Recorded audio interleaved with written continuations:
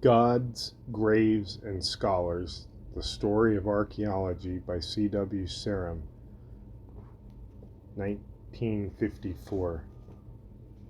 Chapter 19, George Smith: The Story of the Flood. The material that Laird took from the mound of Nimrod was both copious and excellent, and surpassed Botta's findings at Khorsabad. In the flush of success, it was not surprising that he should risk his reputation with an experiment that, to outward view, seemed almost certainly doomed to misfire. Among the many brick-strewn mounds that invited new excavation, Laird chose as the object of his next attack the mound of Cwnynjik, the same hill where Botta had dug to no avail for a whole year. Laird's decision was not so contrary as it first appears. It shows, in fact, that he had learned a lot from his excavations and did not have to depend for his collecting entirely on luck. He was now able to judge the surface promise of the mounds, drawing correct inferences from the tiniest clues. There was poetic justice in what now happened to Laird, much as with Schliemann when the former merchant prince and millionaire, having finished digging at Troy, turned to the Lion Gate of Mycenae. For everyone fancied that Laird's initial success had been largely a matter of luck.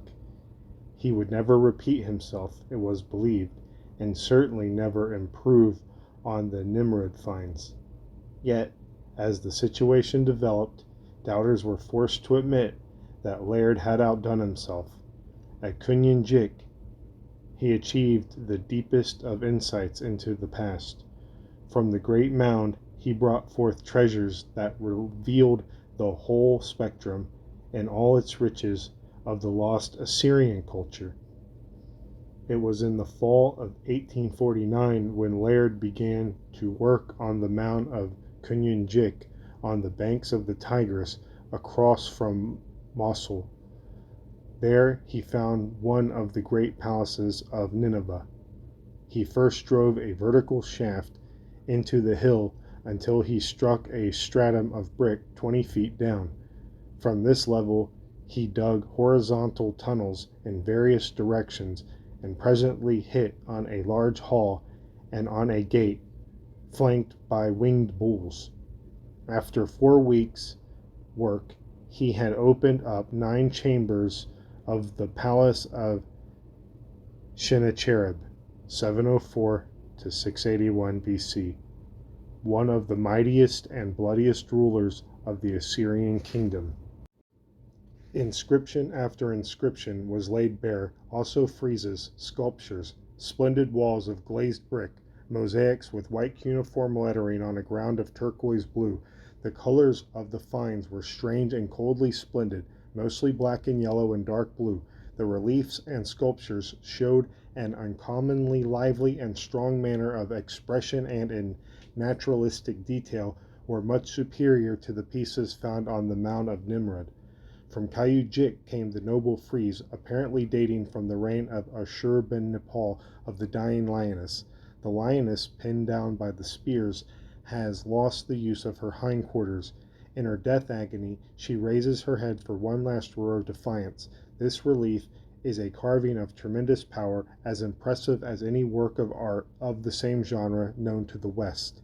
Before Laird's excavations, our knowledge of the fearsome city of Nineveh had been limited to biblical descriptions in the narrow prophetic context of which it is alternatively praised and cursed. By revealing the city's actual lineaments, Laird dispelled the thick shroud of myth in which Nineveh had languished for so many centuries. Nineveh was named after Nin, the great goddess of Mesopotamia. It was a city of vast antiquity. In 1800 BC, Hammurabi, the Babylonian lawgiver, mentioned the temple of Ishtar, around which the city was built. Yet Nineveh remained a provincial community while Ashur and Calah had become royal residents. It was Sennacherib who, in order to avoid Ashur, his father's residence, made Nineveh the capital of a land that included all the Babylonian and extended as far as Syria and Palestine to the north, and eastward as far as the wild and chronologically rebellious mountain folk. Nineveh reached the height of its fame under Ashurbanipal. It was then a city where merchants are more numerous than the stars in the heavens. It was the political and economic hub of the Mesopotamian region, and the cultural and artistic center as well, a kind of Assyrian Rome. But during the 7-year reign of Ashurbanipal's son, Shin-Sharishkun, Kyrexes, king of the Medes, appeared before the walls of Nineveh with an army reinforced by Persian and Babylonian contingents. He laid siege to the city, took it, razed the walls and palace, and left nothing behind but a heap of ruins. This happened in 612 BC, after Nineveh had been the capital of Assyria for only 90 years. Yet, how much must have happened during this short interval to make the city a vital memory for 25 centuries, a lasting symbol of greatness coupled with terror and naked power, for sybaritism and civilization, for spectacular ascendancy and shattering fall, for wanton guilt and deserved punishment. Today we know the truth. Today we know, through the combined effort of excavators and cryptologists, enough about the lives of Sennacherib and Ashurbanipal, and about those who came before and after them as well, to say that Nineveh was impressed on the consciousness of mankind by little else than murder, plunder, suppression, and the violation of the weak, by war and all manners of physical violence, by the deeds of the sanguinary dynasties of rulers who held down the people by terror, and who often were liquidated by rivals more ferocious than themselves. Sennacherib was the first half Mad Caesar type to occupy the Assyrian throne of Nineveh, the prototype of world city and generator of urban civilization. In Nineveh were found huge palaces and mighty thoroughfares. It was the scene of new technical miracles found nowhere else at that period of history. The Mesopotamian capital was dominated by a small ruling class whose power derived voraciously from bloody intrigue, race, noble birth, money, violence, or from a pathologically refined combination of all of these. It was a city of passive, gray masses of common folk, unquestioning, whipped into obedience. These toiling slaves of the master class from time to time were duped by clever words into believing that they had been given a semblance of freedom. They were told that they had to work for the good of all, and for the same reason engage in wars. They were a mass and ferment, always moving back and forth in 20-year periods between the poles of social revolt and of slaveless resignation. At times they became a raging mob. Again, they were so many blind and willing sheep for the slaughter.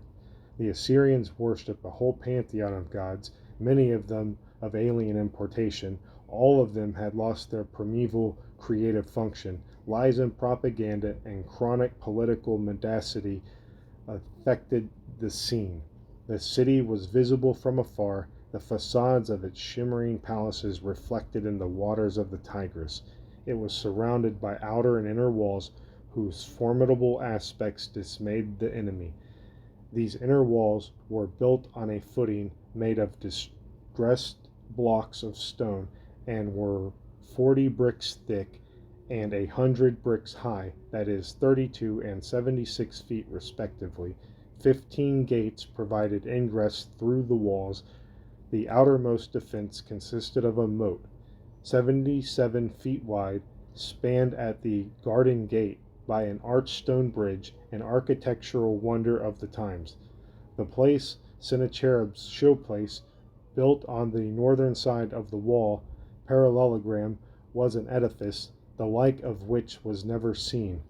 Old buildings in the way of the new plans of construction were torn down, as when Augustus built a marble Rome to replace the one of brick, and as Hitler in modern times built axes diagonally transversing Berlin.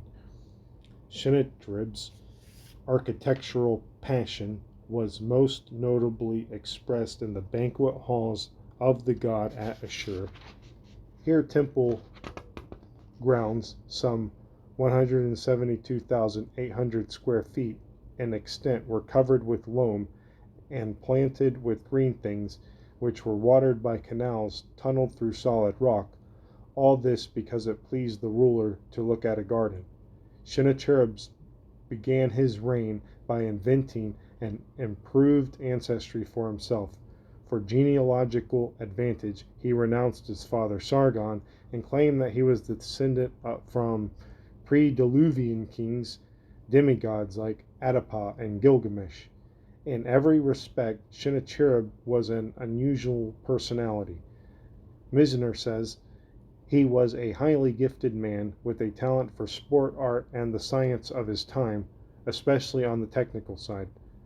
But all these superior attributes were clouded by his egocentric, irascible temperament, which, regardless of practicality, invariably induced him to steer headlong towards the goal. On this account, he was just the opposite of a good statesman. His reign was, in effect, a long series of wars. He attacked Babylonia. He marched against the Chaldeans, the Kassites, and the Elamites. In 701 BC, he captured Sidon, Ashkelon, Ekron, and Tyre. He also fought and defeated King Hezekiah of Judah. Note the Bible, 2 Kings chapters 18 through 20, whose counselor was the prophet Isaiah. Note the book of Isaiah from the Bible. In the land of the Jews, he claimed to have captured 46 fortresses and countless villages, but at Jerusalem he met his Waterloo. That's a Napoleonic reference. As Isaiah prophesied, "Therefore thus saith the Lord concerning the king of Assyria, he shall not come into this city, nor shoot an arrow there, nor come before it with shields, nor cast a bank against it. Then the angel of the Lord went forth and smote in the camp of the Assyrians 184,500, and when they arose early in the morning, behold, they were all dead corpses." As a matter of fact, it was the plague that defeated Sennacherib's army. After the Palestinian raid, he engaged in military promenades to places as far away as Armenia. He fought again and again with Babylonia, which country would not tolerate Sennacherib's despotic satraps. Using a fleet of boats, he ventured as far as the Persian Gulf, where his men fell on the countryside like a swarm of locusts. His chronicling of these deeds is exaggerated and freely invented in point of numbers. Indeed, the records of Sennacherib brings to mind the typically modern picture of a dictator shouting vast lies at vast audiences, civilians or military, confident in the knowledge that they will be swallowed whole. It is hardly a consolation for us moderns when one of our archaeologists find in the ruins of Babylon a clay tablet on which the lapidary observation is inscribed, "Look thou about thee, and see that all men are fools." The recurrent parallelism between past and present is real. Analogies appear of their own accord, and one has the capacity to remove cultural epochs from the temporal series and place them side by side for purposes of comparison.